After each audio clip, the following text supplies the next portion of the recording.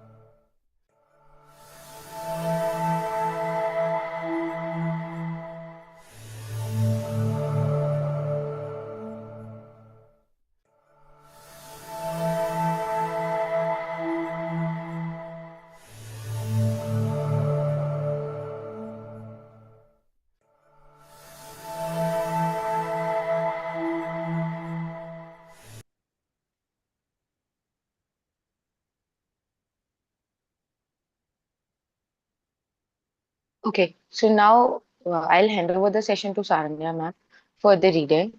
Welcome, Saranya ma'am. Thank you, Kashti. Good morning, all.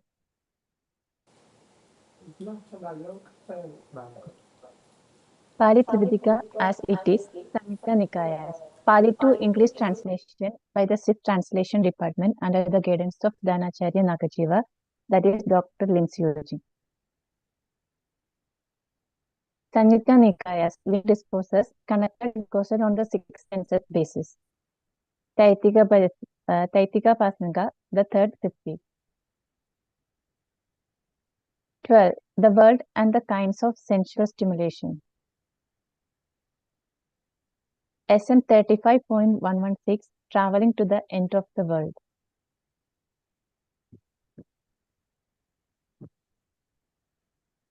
Because I do not say that the end of the end of the world is to be known, seen, or reached by traveling. Nor do I say that without reaching the end of the loka, there is an end of dukkha. Having said this, Bhagava rose from his seat and entered his dwelling. Next slide, please. Then shortly after Bhagava had left, this thought occurred to those bhikkhus. Hausa, Bhagava has given this brief teaching without elaborating on its meaning in detail and then entered his dwelling. Because I do not say that the end of the loka is to be known, seen, or reached by traveling. Nor do I say that without reaching the end of the loka, there is an end of dukkha. Who could now explain in detail the meaning of this brief teaching given by Bhagava? Then those bhikkhus thought, Ayasma Ananda is praised by the teacher and respected by his wise fellow practitioners. He can explain in detail the meaning of his brief teaching given by Bhagava. Let us approach Ayasma Ananda and ask him about this matter.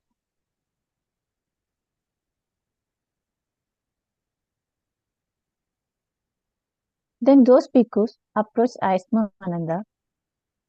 Having approached, they exchanged friendly greetings with Ayasma Ananda. After exchanging courteous and memorable words, they sat to one place, seated to one place. Those bhikkhus said to Ayasma Ananda, Ausa Ananda, Bhagava gave this brief teaching without elaborating on its meaning and then entered his dwelling.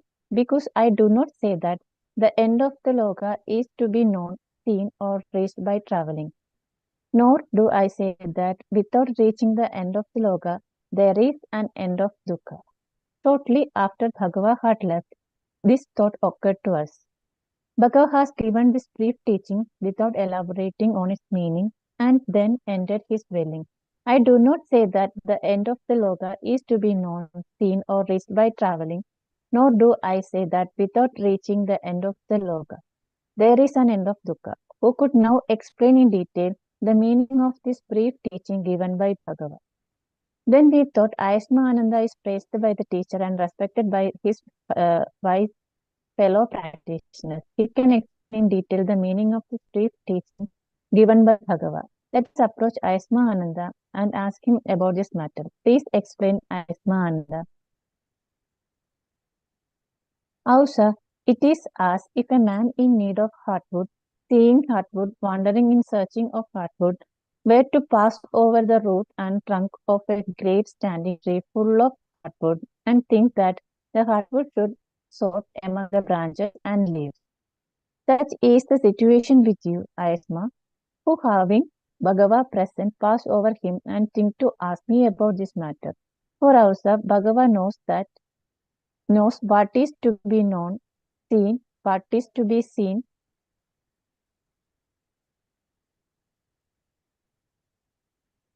Certainly, also Ananda, Bhagava knows what is to be known, see what is to be seen.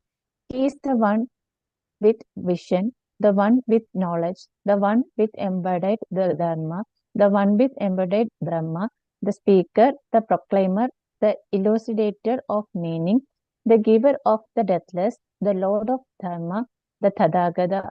It would have been time to ask Bhagava himself about this matter. As Bhagava would explain it, so we would remember it. But Aisma Ananda is praised by the teacher and respected by his wise fellow practitioners. He can explain in detail the meaning of this brief teaching given by Bhagava. Please explain Aisma Ananda without hesitation. Then Ausa listen and pay careful attention. I will speak. Yes, Ausa. Those bhikkhus replied to Aisma Ananda. Aisma Ananda said, Ausa, Bhagava gave this brief teaching without elaborating on its meaning and then ended his telling. Because I do not say that the end of the loka is to be known, seen, or reached by traveling. Nor do I say that without reaching the end of loka, there is an end of dukkha. I understand the detailed meaning of this brief teaching given by Bhagava as follows. That they which one perceive the loka, conceive the loka, is called the loka in the Arya disciplines. And by what does not perceive the loka, conceive the loka. By the chahu, ausa, one perceives the loka, conceives the loka, by the ear, ausa, by ghana, ausa, by the jiva, ausa, one perceives the loka, conceives the loka, by the kaya, ausa, by the mana, ausa, one perceives the loka, conceives the loka. That by which one perceives the loka, conceives the loka, this is called the loka in the Aryas. Also, Bhagava gave this brief teaching without elaborating on its meaning and then ended his telling. Because I do not say that the end of the loka is to be known, seen, or reached by traveling, nor do I say that without reaching the end of the loka, there is an end of dukkha. Also, I understand in this way the detailed meaning of this teaching, which was briefly stated by the Bhagavanda and not explained in detail. But Aisma, if you wish, you should approach the Bhagavanda himself and ask him about this matter as the Bhagava explained it to you, so you should remember it. Yes, Ausa. Those bhikkhus replied to the Aisma Ananda. Then they rose from their seats and approached the Bhagava. Having approached, they paid homage to the Bhagavanda and sat down to one place. Seated to one place, those bhikkhus said this to the Bhagavanda.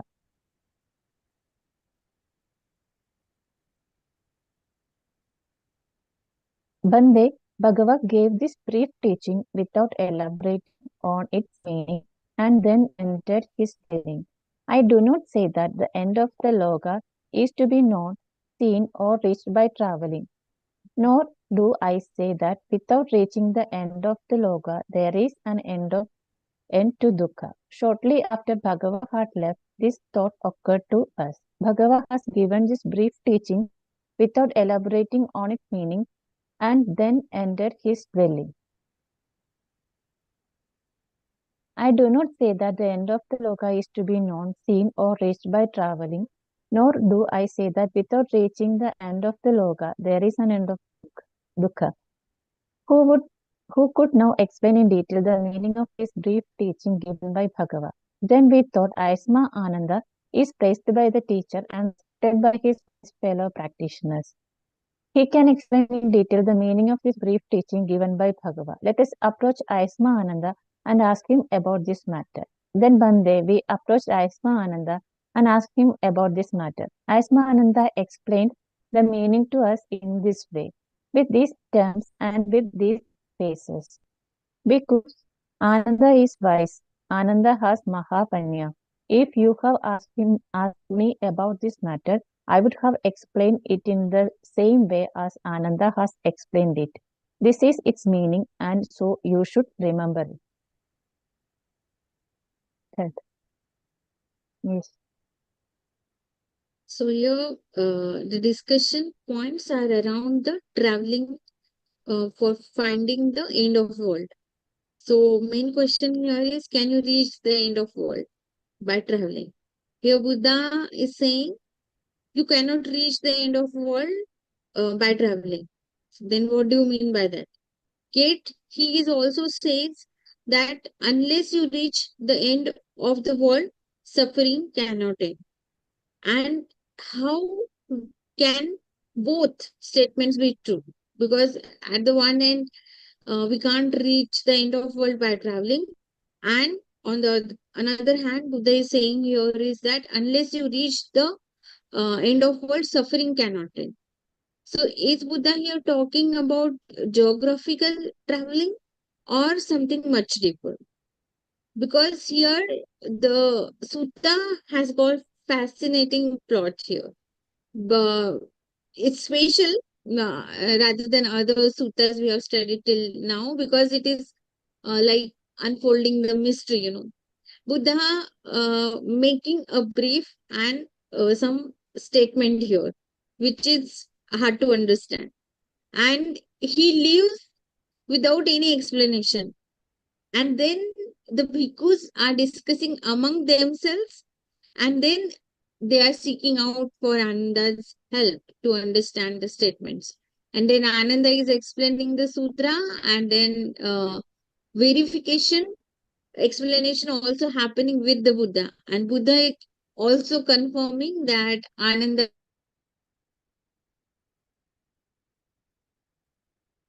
interpretation is what Buddha would have told the same thing.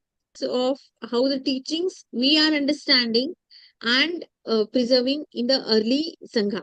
Uh, now here, the quick key question we can ask is, what is world? What is Loka? People say that it is planet, universe, physical entity, all in all. But here Ananda is explaining something which is very, amusing.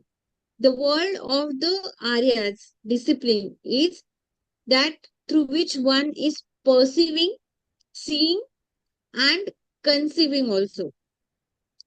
So here, meaning the world here is constructed through all the experiences we are going through, because it is perceived through the eye, ear, nose, tongue, body, and the mind, six indriya. And Buddha here is not speaking about astronomy when it comes to traveling. He's speaking about the lived experience. Okay. And this world is the world that is appearing through our consciousness. Now, when they are talking about seeing, what do you mean by without seeing? What is this visual world? And without hearing, what is the world of the sound? And without mental interpretation, without mental perception, what is the world of thoughts and the concepts we are thinking continuously? It is the world of what we are experiencing, which is inseparable from these six sense bases, like in the Hindi sutras also we have seen.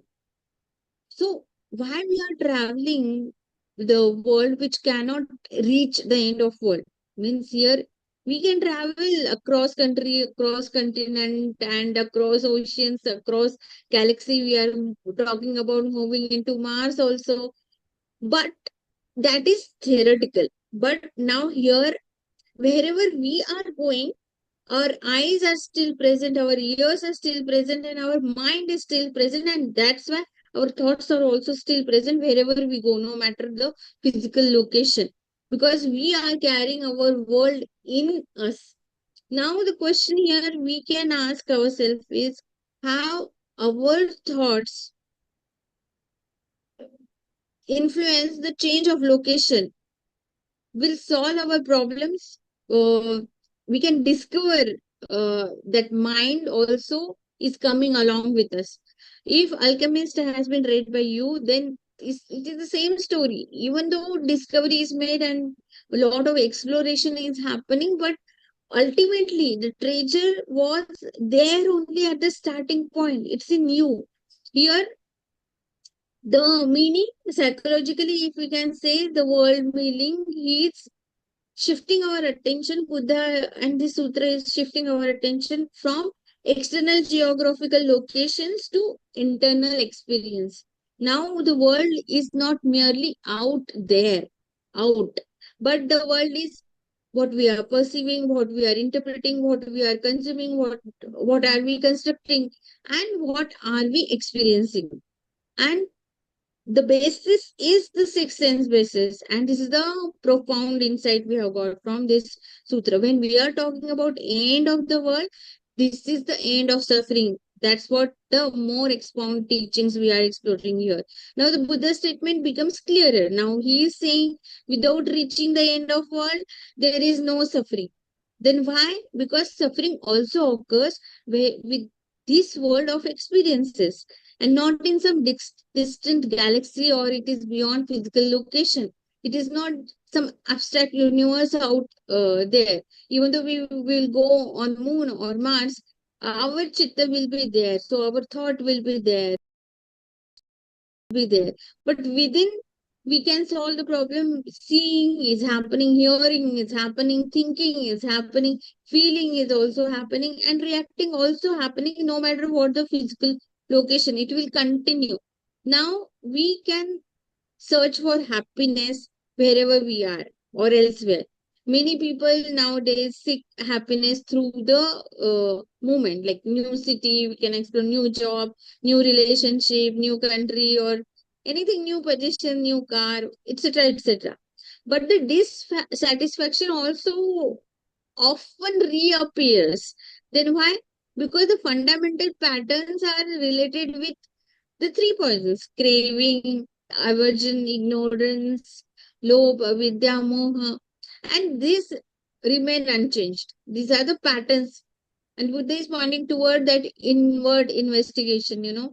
This is there the heartwood analogy has come here in the sutra, and Ananda has used that powerful image. Here, man is seeking heartwood in a great tree, but he is ignoring the roots and the trunk, and it is searching among the leaves. Now, here, how often we are finding the solutions which are not, by missing out on the facts and root causes of the suffering. For example, we want to fix the external circumstances without our internal craving and desires. We are changing our environments, but without understanding what I am attaching to, and we are seeking also comfort without developing the prajna. Now, mind, among all the senses, mind is the strong sense base. One of the most profound teaching here is mind is treated as another sense faculty, and Just as eye is experiencing form, ear are experiencing sounds, the mind, when it goes to, it has got multiple dimensions. Thoughts are there, memories are there. Even the neuroscience and new science also cannot unfold how the dreams are happening. There are ideas out there. There are strong belief patterns are there. There is imagination also there. So multiple facets mind has got. Now most people believe that their thoughts are the reality, but Buddha is inviting us here to see the thoughts and the experiences arising in the mind. It is a combination of the experiences we are having. Now, reaching the end of world, meaning it is not traveling further or learning more or exploring more places, but here the basic understanding is how experience is constructed, how my experiences has constructed over the period of time, why how my craving is happening, how my identification, I am identifying myself into the forms or labels I am attaching to, and how suffering is forming.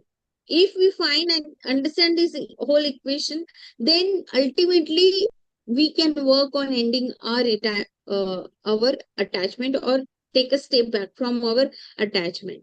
Now when we are meditating and when we are observing, we are seeing, we are not lost. When we are hearing, we are becoming not lost in the sounds we are hearing. And when thinking is also happening, we are not getting lost in the thoughts. Gradually we are discovering that it is the habitual patterns and the reaction to the what we are going. So if we can summarize this sutra here, it is not the external universe out there, but it is all the experiences of the world we are experiencing, and which is constructing through the strong six bases, six sense bases, Shadayatana. And the mind is the main important thing.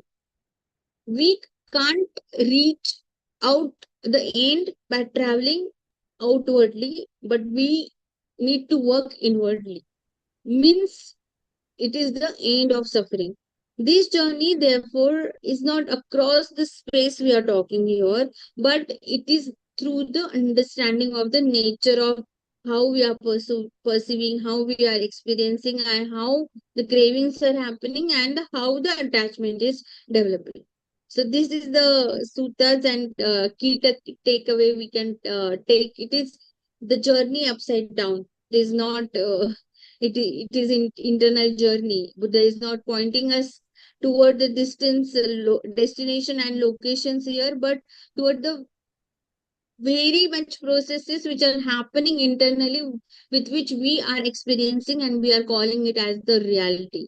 The end of the world is not found at a physical location and or the age of the universe. It is found in the uh, habitual patterns we are developing, which are the strong cause for the suffering we are creating for ourselves, and we are experiencing this. And if we understand this fully, that can be brought to an end. That's what this sutra is talking about. Yes, ma'am. So after listening the sutra, studying this sutra, I got a previous memory of my class seventh. We are having one chapter in which the poet is saying that I have traveled from north to south because the word direction in which the word is ending is from north to south. So Hmm. he traveled it to the end of the north to see, to solve his doubt, and to the end of the south as well to see, to get the answers of his doubts, that people say we should go to the end of the world, then we'll get all the answers. So when he got to the end of the world, still he didn't get all the answers, and there the story has ended. So today I'll got the answer that we don't get the answer to go to north or to south. We get the answers of our feelings, of our questions inside us. When we'll understand us, when we fully consider us, then we'll got to know the answers. So today the story of my class 7th is completed. So, with these lines, I would like to conclude the session, as we are having an important section next in the line, which is Vilamkriti Nirdesh by Dr. Lim. So, I request you all to join at 10 a.m.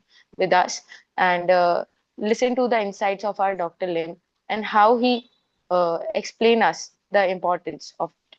So thank you so much everyone for joining. Thank you so much speakers for joining. Namaste. Thank you.